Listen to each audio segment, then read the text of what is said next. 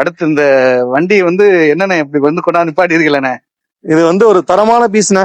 வண்டி கிடைக்கும் 800 கிடைக்கும், கிடைக்காத பொருள் கிடையாது. ஆமா, இந்த தரத்துல குவாலிட்டியில வண்டி கிடைக்கவே கிடையாது, எங்க தேடினாலும் கிடைக்காது.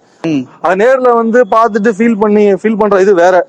வண்டி நல்லா இருக்கும். இது என்ன மாடல்ண்ணே? 2005 மாடலு, 2 ஓனர், FC கரண்ட்ல இருக்கு. இன்சூரன்ஸ் முடிஞ்சிருச்சு. இன்சூரன்ஸ் முடிஞ்சு ஒரு 10 நாள் தான் ஆகுது. வண்டி கம்பெனில எப்படி வந்துச்சோ அதே பினிஷிங்ல இருக்கும். மேட் கூட அந்த கீழே துருவோட ஏறலண்ணே, அப்படியே இருக்குண்ணே. பிளாட்ஃபார்ம் அந்த மேட் வருது இல்ல, கம்பெனில இருந்து வர மேட் அது. இது ஆமா, எக்ஸ்ட்ராவா ஒரு மேட் கூட போடல. சீட் ஒரு ஒரிஜினல். எவ்வளவு கிலோ ஓடி இருக்கு? ஆனா 9000 மீட்டர்ல இருக்கு. எனக்கு ஒரிஜினலான்னு நிஜமா தெரியல. வெறும் 9000 சொல்லக்கூடாது. 9000 ஒரிஜினல் அது என்னங்கிறது எனக்கும் தெரியல. 9000 தான் மொத்தத்துக்கே ஓடி இருக்கு. டயர் ஆனா 4 புதுசு போட்டிருக்காங்க. வண்டி நல்லா இருக்கும். அவங்களே போட்டு கொடுத்தாங்களாண்ணே? ஆமா, கஸ்டமரே போட்டு தான் கொடுத்தாங்க. இல்ல தானே? ஆமா, சைடு கிளாஸ்மா, எந்த இது ரீப்ளேஸ்மெண்ட் கிடையாது. 5 எல்லாமே 5 தானே இருக்கும்.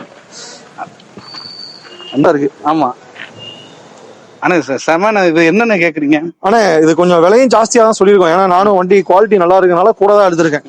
1,10,000 கேக்குறேன்னு. பெரிய வித்தியாசம் கண்டிப்பா இருக்காது, ஏதாவது கம்மி பண்ணி கொடுக்கலாம். ஆனா 2005 model, 2 owner, FC current, insurance மட்டும் முடிஞ்சிருச்சு.